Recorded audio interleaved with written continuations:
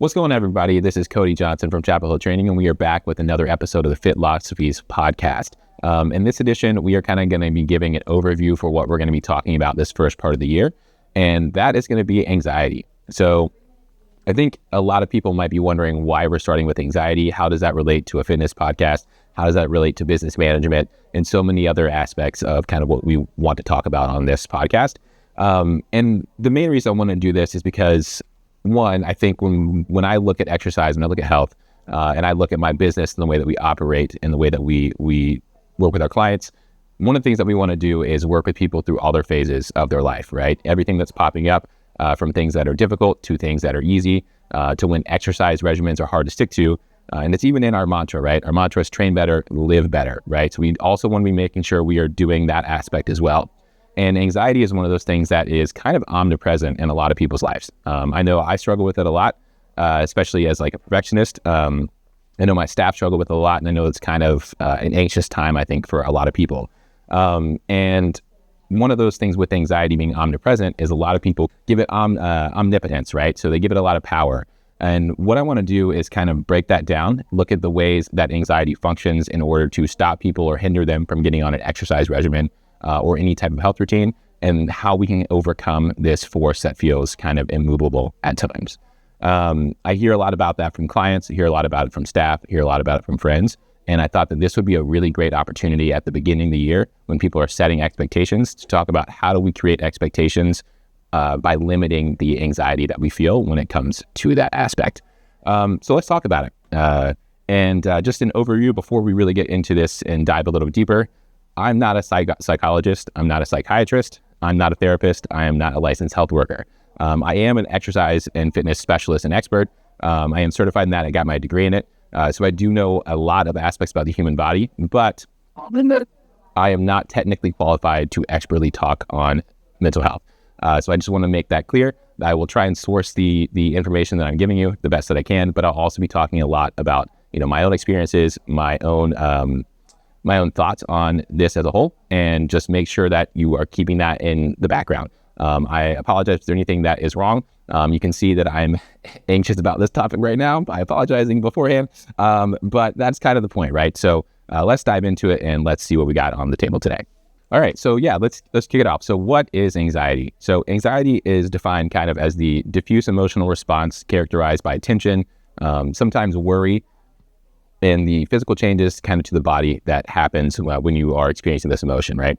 It's often interchanged with fear, but the big difference between anxiety and fear is that anxiety usually presents itself with a future-oriented perception of what may or may not happen to you, whereas fear is often based in reality, based on something that is actually there, that is likely to happen to you, or it might not, but you might have some sort of actionable effect on that impact, right?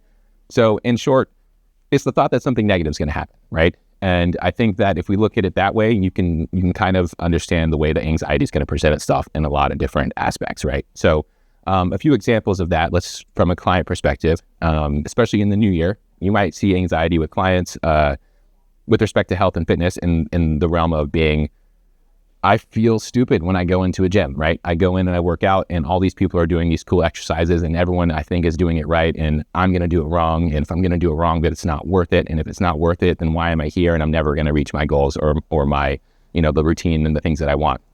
And I think we see a lot of people like that coming into CHT because we have a small gym, one where it is a lot of one-on-one attention, and you're not really overlapping with people that much. And so it gives you this sense of safety in a way that you may not get at a huge box gym, especially in the new year. Cannot emphasize this enough. The new year is when a lot of people struggle, right? They go into a gym and everyone and their mother is there because they are starting a new exercise routine and all the machines are taken, all the equipment's taken. And if you're one of those people that go in and you don't have a plan of action and maybe you don't have a lot of experience, it can be a little bit anxiety inducing, right? You're going to kind of feel that people are looking at you and maybe you feel like you're receiving attention that you probably aren't, or you feel like you look, in a negative light when you probably don't. So we work with people a lot on that at the beginning of the year. From fitness professionals, one of the biggest things that I think that I feel a lot of times, and maybe my staff or other people who work in the industry feel a lot, is that it's a really high pressure time, right? We're in the beginning of the year. People are setting their new goals. We are right on top of their expectations. And one of the things that I think that at least I bring in a lot is I put a lot of pressure on myself, right? I'm like, okay, it's new year. We got to see some results. Like I got to do everything I'm going to do. And I think as fitness professionals, we put a lot of that on ourselves to make sure that as we are taking control and helping these people reach their goals, that are we doing the correct programming? Like, are we implementing the exact right things that we want our clients to do?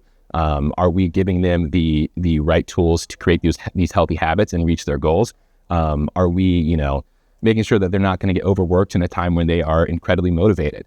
How do we go about doing this in a way that we're not going to feel like we're wasting time and energy? Our clients aren't going to feel that way, and that we aren't wasting this kind of opportunity that's set in front of us. And I think that is, for some people, they may respond well to that as a fitness professional, right? You're like, okay, high opportunity time. Like, let's get after it. Let's, go. And you might get other people who may shy away and be like, wow, this is a little bit too much. This is slightly overwhelming. And once again, when we get kind of further in discussion, one of the things to combat that is setting proper expectations. Okay.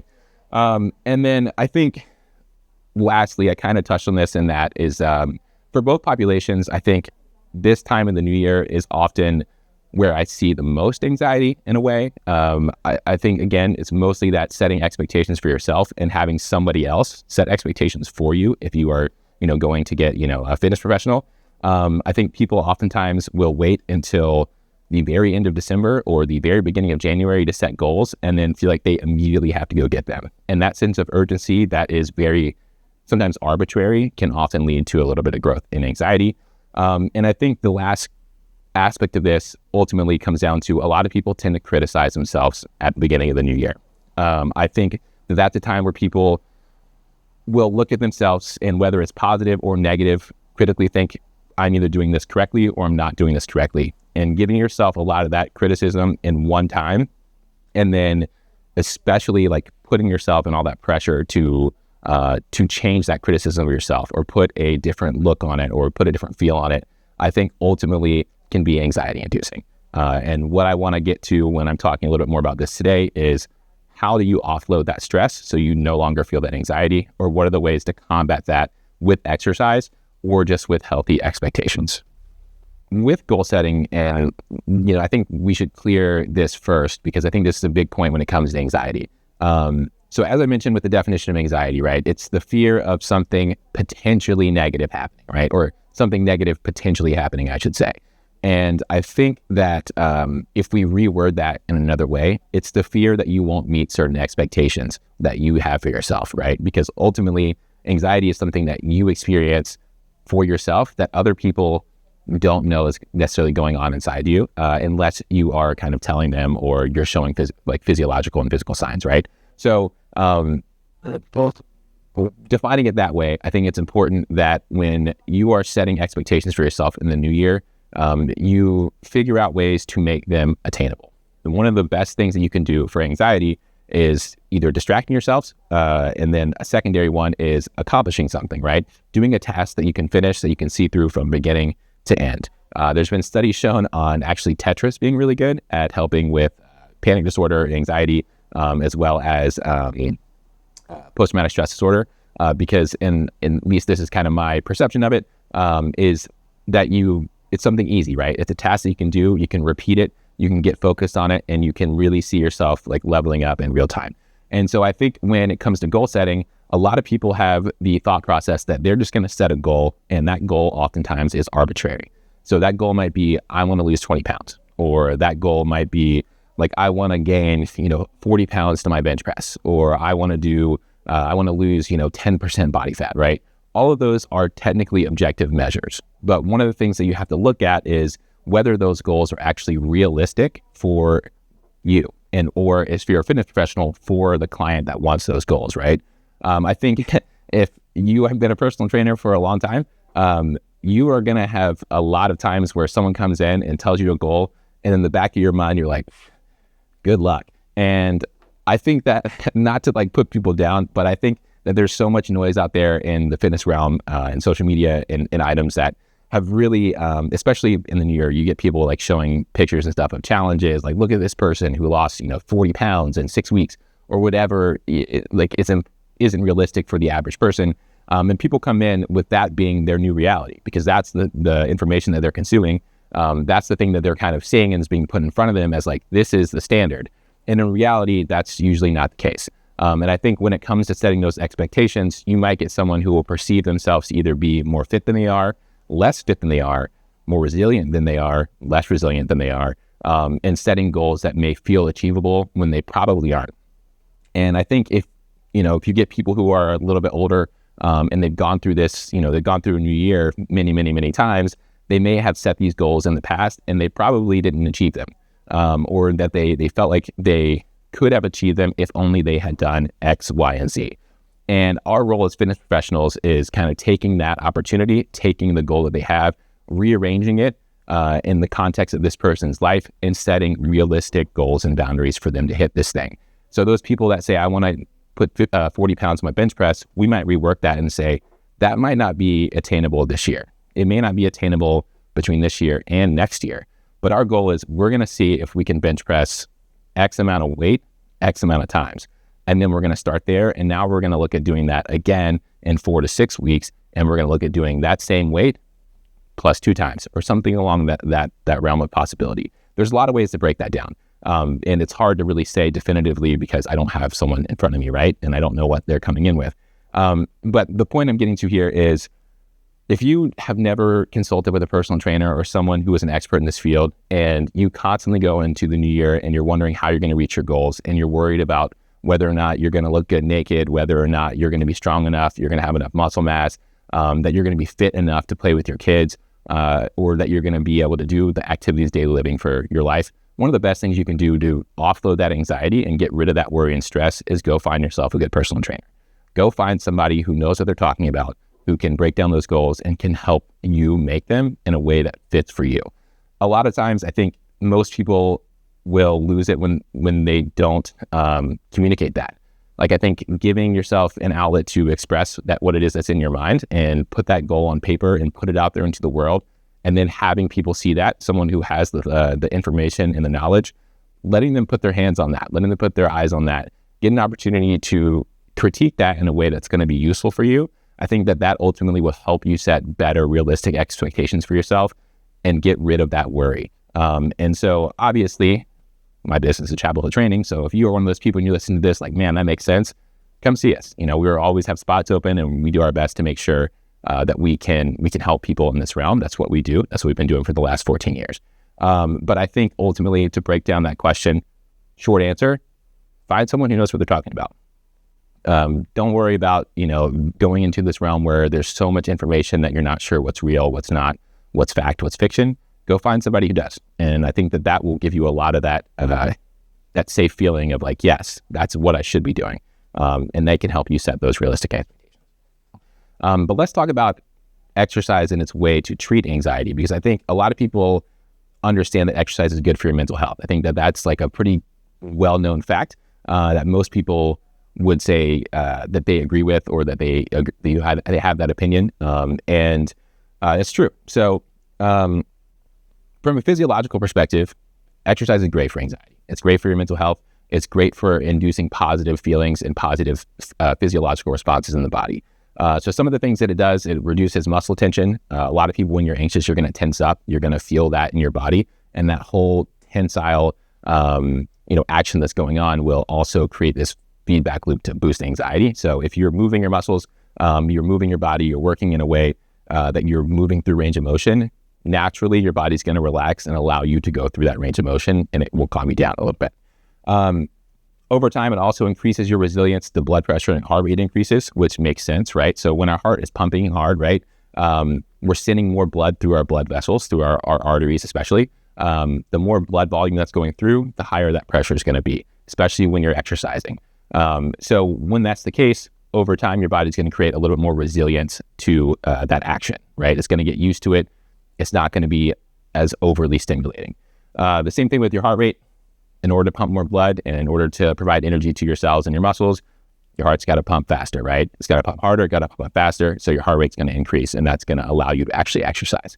It also increases development and release of GABA neurons in the brain, as well as endocannabinoids, serotonin, dopamine, all these neurotransmitters that help with kind of that like happy feeling or diminishment of negativity in the body. Those are all endocrine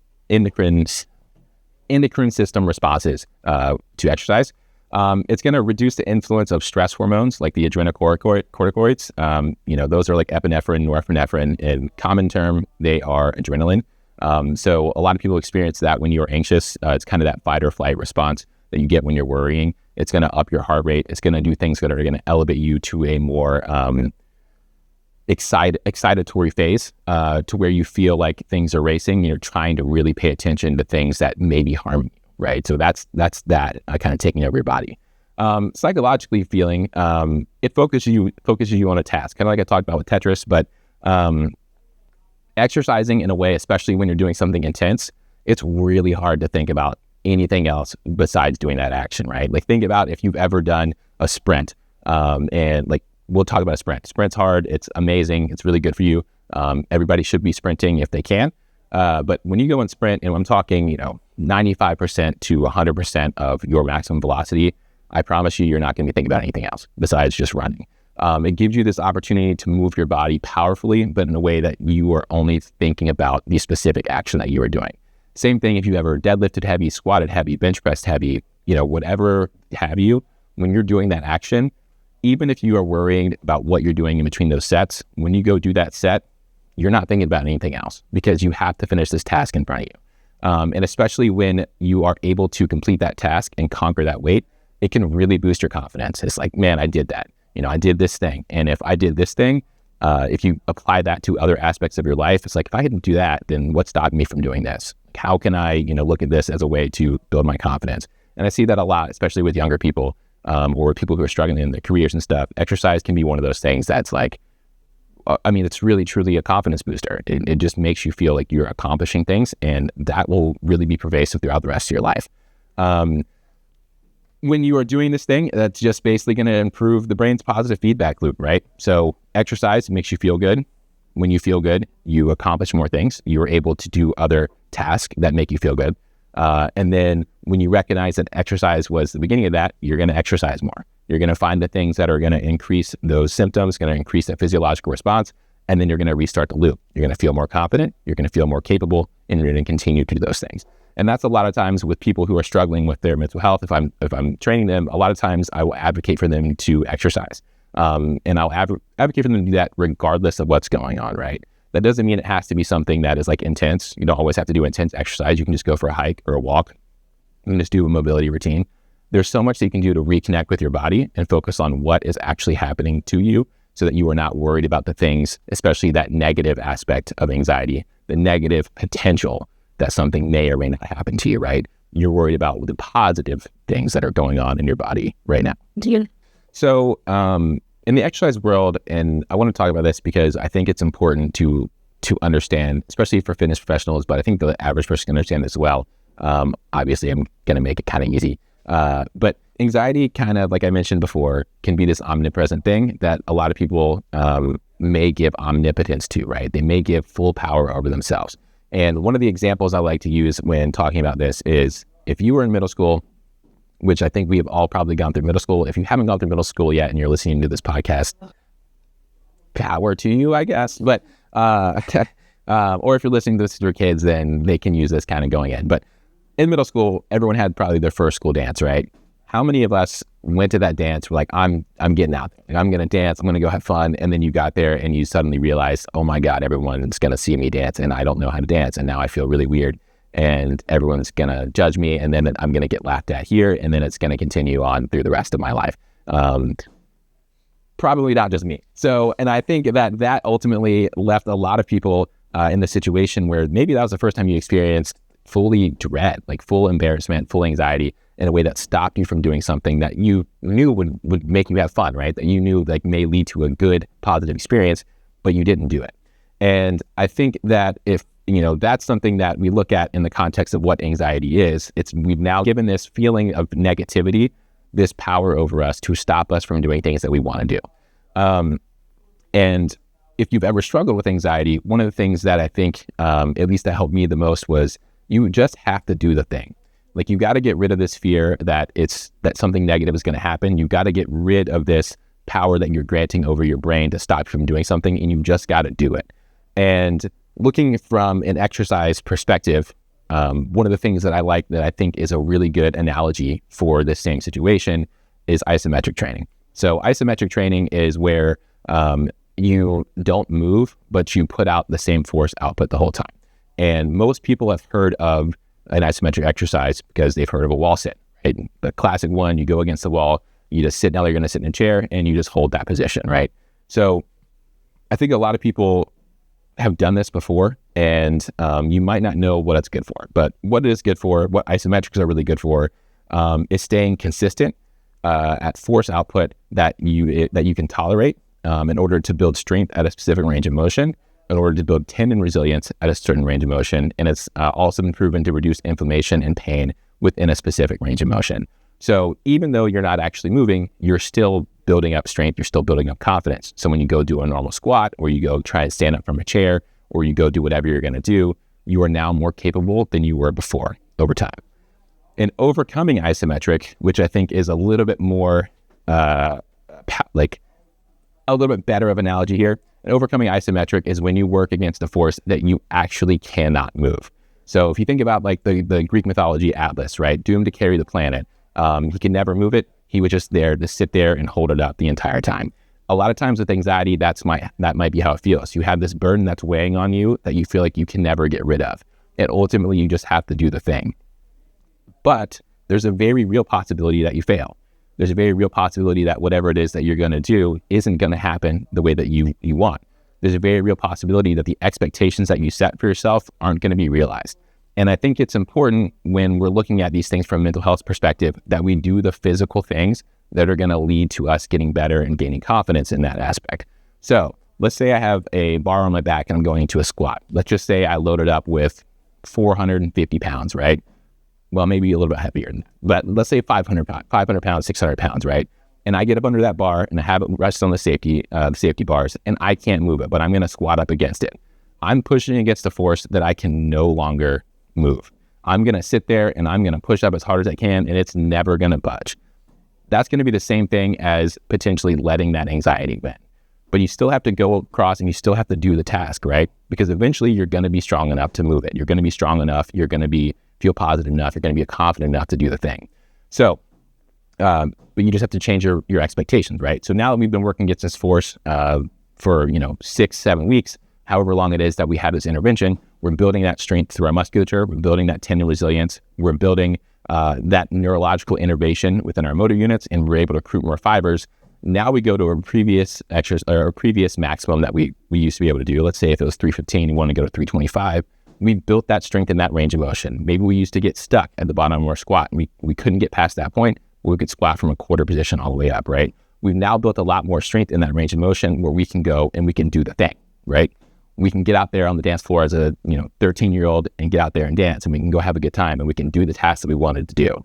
And I think ultimately that is a really good way to look at how you combat anxiety. You reset your expectations. You do the thing that you thought you previously couldn't do, but you do it enough to where you now feel confident and that you've experienced hardship. You've experienced in a way that you did fail, but that failure didn't actually do anything negative to you. It created more strength in your mind, it created more strength in your body, and it allowed you to now go do the things that you want to do and that you're confident enough and that you actually can overcome. And so I think from a fitness professional perspective, one, if you're not using isometrics or overcoming isometrics, probably put that in your programming somewhere. But if you struggle with mental health outcomes, or you struggle with getting stuck and feeling stuck, it's okay to fail. Like, it's okay to not be able to do the thing, as long as you're protecting yourself along the way and you're working in a way that is going to improve your ability to do that in the future. All right. Well, that's all we got for today. Thank you for listening. And once again, this is the Fitlosophies podcast. So we are going to work on trying to do this about once a month or so. We'll probably have some guests on next week, and I'm hoping to get some people come in and talk about their experience in the fitness world from a client perspective, but also from a staff coordination and development perspective. We're going to get there. We're going to talk about that. We're going to talk about expectations and goal setting and all of those good things. So appreciate you sticking around. Give it a like, give us a follow, and we'll see you next time.